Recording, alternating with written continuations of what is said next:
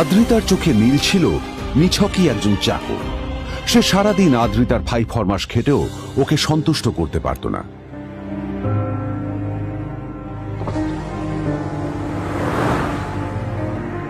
বাড়ির বাইরের কেউ না জানতে পারে যে নীল ওর স্বামী। নীল ওই বাড়িতে ঘর জামাইয়ের মতো থাকলেও ও যেন ওখানে একজন চাকর ছিল। সবাই ওকে অপমান করত। ওই বাড়িতে না ও ঠিক মতো খাবার পেত, আর না ওর কোনো আলাদা ঘর ছিল। কখনো কার্পেটের উপর ঘুমোতো, তো কখনো আবার পোষা কুকুরের ঘরের পাশে নীলকে ঘুমোতে হতো।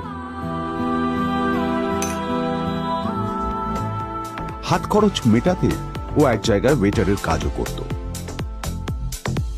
আদ্রিতা তার বন্ধুদের বলেছিল যে আদ্রিতা বিদেশে বিয়ে করেছে আর তার স্বামী লন্ডনের একজন খুব বড় বিজনেসম্যান।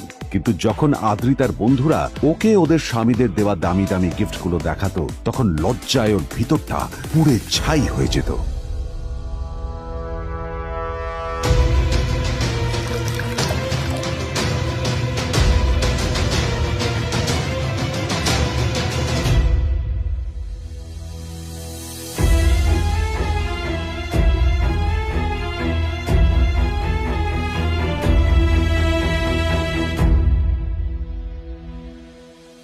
এই যে শোনো, নিউ ইয়ারে আমার একটা গিফট চাই তোমার থেকে।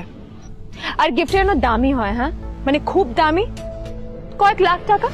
ওকে? কয়েক লাখ টাকা? কিন্তু অদ্রিতা, এত টাকা আমি একসাথে কখনো দেখিনি। তোমাকে এত দামি গিফট আমি কি করে দেব? এটা তো তোমার বিয়ে করার আগে ভাবা উচিত ছিল। একজন পুরুষ মানুষ হয়ে নিজের স্ত্রীর এইটুকু ইচ্ছা তুমি পূরণ করতে পারবে না? স্ত্রীর এই কথাগুলো নীলকে আহত করে। নিঃশব্দে ওখান থেকে চলে যায় নীল।